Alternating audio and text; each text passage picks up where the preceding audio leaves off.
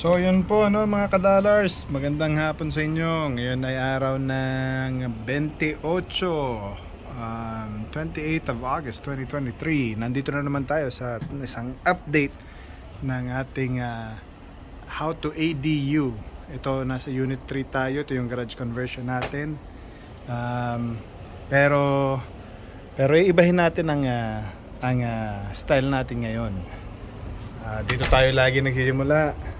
I'm happy to tell you, mga ka-dollars, iba ang diskarte natin ngayon. Dito naman tayo magsisimula kasi mapapansin ninyo may front door na tayo. So shout out sa ating mga contractors, napaka husay, napakabilis gumawa. At saka mapapansin nyo rin may ilaw na tayo. So eto na tayo, may ilaw na din dyan. Tapos papasok na tayo. Ito magiging front door natin.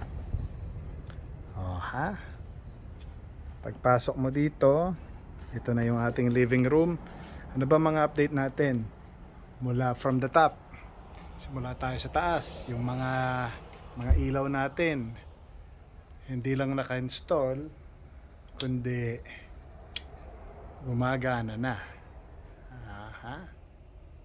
So okay, 'di ba? So yan ang mapapansin mo rin. May insulation na tayo. Yung nakikita nyo yung pink, mga ka-dollars, kung hindi nyo alam, insulation yan. Insulation ng sound tsaka temperature. Ang value natin pareho lang sa, I think pareho lang sa walls, mga external walls, at tsaka sa ceiling. R30 po yan, mga ka-dollars. So pag sinabing R30, ibig sabihin yung R, yung resistance value niya. The higher the number, the greater the resistance. Excuse me po. Tingnan natin kung gumagana ang ilaw dito, ha. May gumagana. Nasabihan na rin ako ng contractor natin kanina na pwede nang bumili ng mga fixture. Dahil sunod na dyan, pag natapos ang insulation, ay magkakabit na ng ating una muna, vanity light, mirror, tsaka vanity sink. Toilet sila mamibili niyan, pero ito lahat tayo bibili niyan. Out of pocket natin yan. Pwedeng hindi, pwedeng sila, pero standard fixture yon pag ganon. So dito, pag gusto mong medyo maganda yung finish, dapat ikaw na bibili na kasi medyo mas mahal yun. Ito yung ating shower enclosure, ready na. J-pipe, ready na. So pwede na rin natin bilhin yung mga fixture dyan. Maganda yung mga fixture natin nilalagay dyan. Ito yung ating vent, makikita nyo rin sa taas nun yung insulation. Tapos ang sa pang nangyari, sa pang ginawa nila, nag-level sila ng concrete. Pag nag-level ng concrete, para flat, para pag nilagyan ng tiles, very flat, very even. Tapos so yun ang nangyari ng mahabang panahon. Nung over the weekend, ginawa to ng mga subcontractor naman natin. Shoutout sa subcontractor natin. Naglagay naman sila ng mga electrical. Tinapos nila yan. So hiwalay yung circuit nito from the main house. Nakakabit sa main panel, tapos nagkaroon ng sariling sub panel. Sa labas sila dumaan.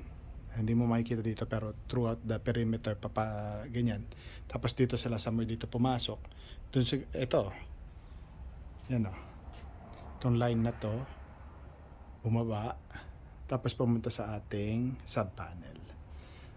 So yan ang naging design niya. Tapos may mga ductwork para sa mga ventilation ng mga washer dryer na dito pwesto, ductwork para sa vent doon sa restroom, ganyan. Ito na, ready na rin yung ating paglalagyan ng chandelier natin. So siguro ngayong gabi, bago matulog, mag-order muna ako ng mga fixtures. Ito na rin, nakakabit na rin yung dito, yung ating I believe 2040 to 2040 na window. Pag sinabing 2040, yun yung 20 is the width, 40 is the height. As opposed to say 40-40. Ito, ganyan, no? Dito magkakaroon ng TV. Ang i-request natin sa contractor natin, lagyan ng ledger dito, parang board siya, ganyan, para pag nagkabit ka ng TV, pag i-mount mo na yung mount, may hindi mo na kailangan maghanap ng stud. Kahit saan mo banatan, may board.